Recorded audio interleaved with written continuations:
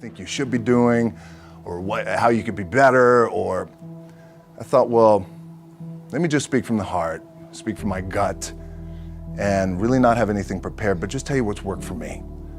And maybe some of the stuff that's worked for me might work for you now, currently, presently, as you guys have your goals and ambitions, but then further on down the line, as you guys continue to live your life.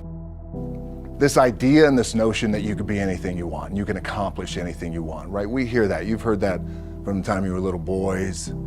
You hear that now. You're already incredibly accomplished. You guys know that. The thing that has worked for me is to remember the hard times. So, and I'm sure you guys all have your processes. And again, I'm going to tell you what's worked for me. So before a big movie comes out, before, back in the days when I was wrestling with WWE, a WrestleMania match, anything big that would happen, I would always take a moment and I'd just remind myself, all right, I was evicted when I was 14. We were kicked off the island. We couldn't live in Hawaii. Had no place to live. A lot of shit happened then when I moved to Nashville. I was arrested multiple times by the time I was 16 years old. I would remember that, and it allows me then to be present in the moment and understand, holy, the stuff I have around me right now, this is the shit that I dreamed of when I was a kid. I am here. I played for University of Miami, played for great teams. Warren Sapp, Ray Lewis, they were my teammates. They were balling. Warren Sapp was playing tight end that time. I was starting defensive tackle. Yeah, they moved him over to D-line. And he looked at me, he's like, yo, dude, I'm gonna take your spot. And I said, you ain't taking my spot. He said, I'm gonna take your spot. I said, no, you ain't. We battled, and he took my spot. Now you can imagine how that with me, because there goes my opportunity. He went in, switched to defensive tackle, lit the world on fire. Well, what that did, it crushed me, it crushed my dreams. I had a piss poor senior year, zero production, no NFL, no combine invite, nothing. Finally went to the CFL. Calgary Stampeders, making $250 a week Canadian. Now, I had to send that home to my wife at that time. Had no money. So I remember that. When I got cut from Canada, my dad in his pickup truck came down 4 o'clock in the morning, picked me up in Miami from Tampa. We lived in a little apartment in Tampa. He drove down in his little pickup truck to Miami to get me when I was cut from the CFL. And I thought, well, I leave home like you guys left home. I'm ready to tackle the world, to get after it, achieve my dreams and goals. Crushed by 22, 23 years old. Now I gotta move back in with my mom and dad. I played on great teams though. Wait a second, this is not supposed to be my future. I'm supposed to be in the NFL right now. I'm supposed to be making a lot of coin and buying my parents buying me taking care of my wife, but it never happened. So I pulled out my wallet, I thought, well, let me see how much money I have. I opened it up, I had a 5, a 1, and change.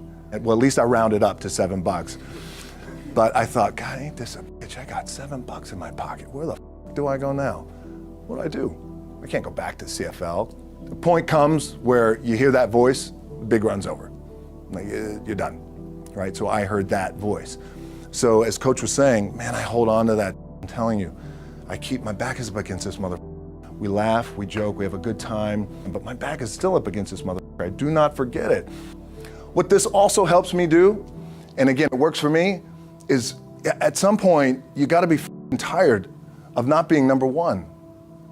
You have to be, and you gotta play angry, and I play angry. Now, I'm cool and calm with my approach, and when I step out on my field, which is a set, or, you know, like, there's some, and you're always gonna have haters, and haters are like, well, God damn, man, how many movies are you gonna make, or how much shit are you gonna do? Like, you do a lot of shit. I say, yes, it's my ambition.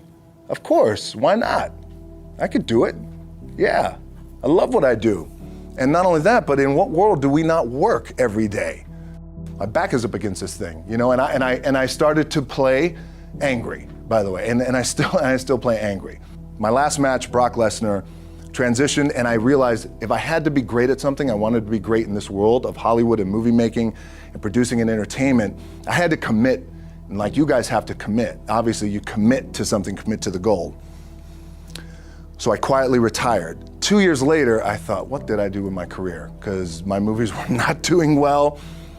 I was written off. It was around 2006, 2007. I was like, I pulled a Jim Brown. I left when I was on top, like number one in the wrestling business, and I left. It was a ballsy, gutsy, some call it stupid move, but I had to commit and I had to follow what was in my gut.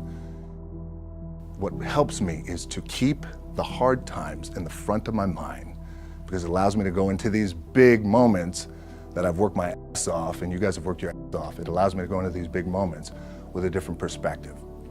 What it also does for me, and again, this is what works for me. Like, my back is up against this mother. Every day, it's against this fucking wall. But it's up against this mother because it's what I believe in. And when my back is against this mother, then there's nowhere to go. But that way. That's it. Doesn't mean you don't smile. Doesn't mean you don't laugh and joke, right? You're happy. I'm happy. I'm a happy guy. But when it comes to business and when it comes to executing, it's up against this. And I got to go that way. And I don't give a fuck who is in front of me. They're not going to stop me. The key for me was, where does it start? What's the anchor? What's the anchor? So I could have all these ambitions, and you guys have all these ambitions, which is great. It's important. I'll play this role, you'll play that role. I'll execute this thing, and it'll come out this summer. You guys will execute this thing during the summer, right, when it's time to really put in a lot more work. But the key with me is just always finding what the anchor is. And the anchor is getting up at 4 o'clock in the morning every day before anybody else and grounding my thought process is in the no one will outwork me. No one. I love and I respect you guys. You motherfuckers won't outwork me. All starts with this. 2 hands, putting it to work. My last match in WWE, I'll share this with you guys too, is that, again, because there's a little bit of takeaway here from all this, is I wrestled John Cena. And I went in, I think it was 2013, I went in WWE champion, and we went in MetLife Stadium. We had a record-breaking attendance, which was amazing that night. We accomplished our goal. So I wrestled with John Cena. We had 45 minutes planned for the match. It's nonstop go, right? So your conditioning is tested. And at that time, I wasn't full-time in WWE. I was just doing these spot matches where I was still shooting G.I. Joe, I think, or Pain and Gain at that time. It was Fast and Furious 6 in London. Had to travel in the ring, get all my ring work in, travel back to shoot Fast and Furious, then back, WWE Raw, doing those shows. The big build-up to WrestleMania against John.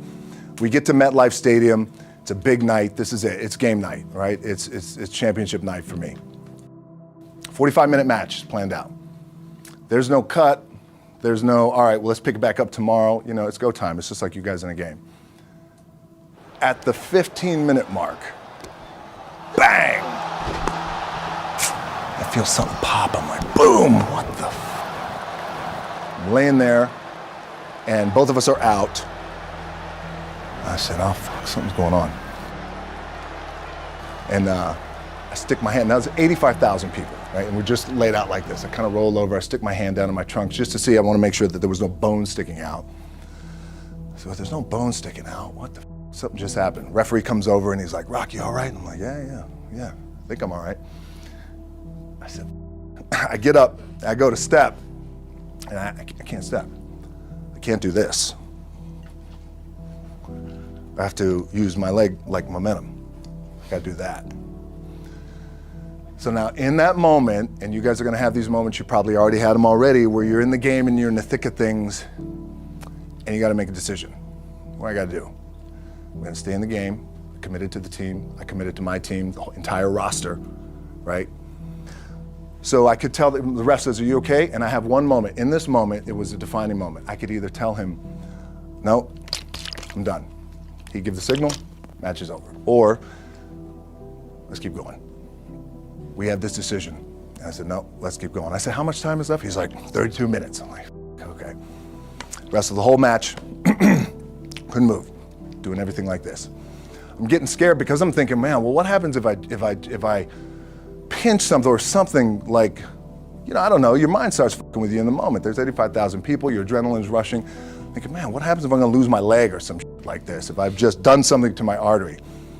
Final move of the match is his big finishing move. And I remember I'm getting up and I'm turning like this because I have to fall into him. He's gonna hit me with his big finisher. I remember turning into John and he says, and I remember thinking to myself, God, please don't let this be too bad.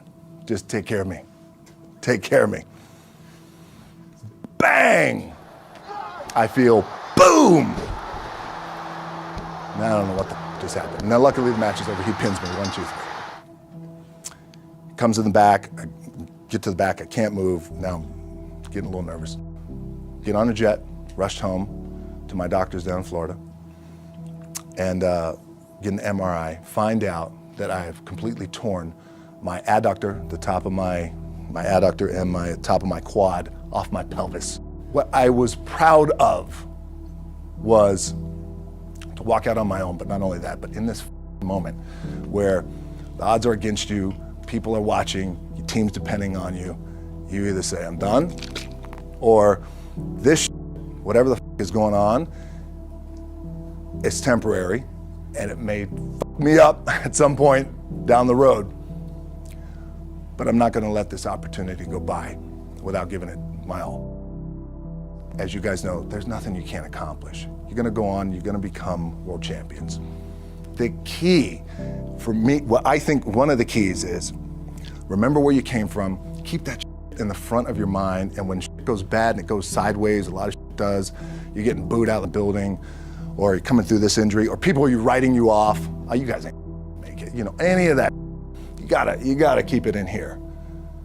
And it really has to, it should drive you, it should. It works for me, it should drive you. You get all the talent in the world, it's all here. Really the two things I wanna say are, you gotta be the hardest workers in the room, and don't f the opportunity out.